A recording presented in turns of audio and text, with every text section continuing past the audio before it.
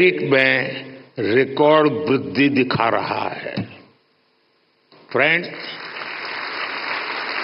आप भी जानते हैं कि सिर्फ 10 साल में इतना बड़ा परिवर्तन आना आसान नहीं था। ये बदलाव इसलिए आया क्योंकि हमारी नीति, नियत और निर्णयों में स्पष्टता थी। ये बदलाव इसलिए आया क्योंकि हमारे प्रयासों में दृढ़ता थी, ईमानदारी थी। आज देश देख रहा है, जब नीयत सही होती है तो नीति सही होती है। जब नीति सही होती है तो निर्णय सही होते हैं, और जब निर्णय सही होते हैं तो नतीजे सही मिलते हैं।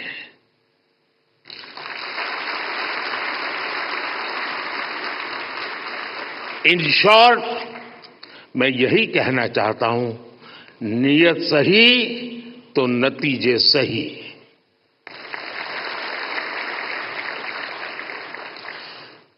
कैसे देश का बैंकिंग सिस्टम ट्रांसफॉर्म हुआ, ये अपने आप में एक स्टडी का विषय है। हमने कोई भी सिरा ऐसा नहीं था जिसे ऐसे ही छोड़ दिया हो। हमारी सरकार ने रिकॉग्निशन, रिजोल्यूशन और रिकैपिटलाइजेशन की रणनीति पर काम किया। पब्लिक सेक्टर बैंक की हालात सुधारने के लिए सरकार ने करीब 3.5 लाख करोड़ का कैपिटल इन्फ्यूजन किया और साथ ही गवर्नेंस संबंधी कई रिफॉर्म्स भी किए। अकेले इंसॉल्वेंसी एंड बैंक्रप्सी कोड की नई व्यवस्था से ही करीब 3.25 लाख करोड़ के लोन्स रिजॉल्व हुए। और एक आंकड़ा देशवासियों को जरूर जानना जरूरी है। 27,000 से ज्यादा ऐसी एप्लीकेशंस जिसमें 9 लाख करोड़ रुपए से ज्यादा का अंडरलाइन डिफॉल्ट था, वो आईबीसी में एडमिशन से पहले ही रिजॉल्व हो गई। ये दिखाता है कि इस नई व्यवस्था का सामर्थ्य कितना ज्यादा है।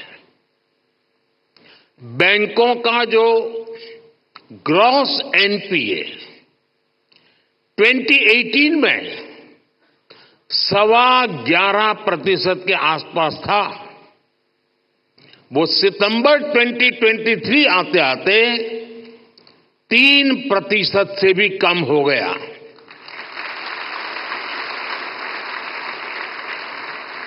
आज ट्विन बैलेंस शीट की समस्या अतीत का हिस्सा हो चुकी है।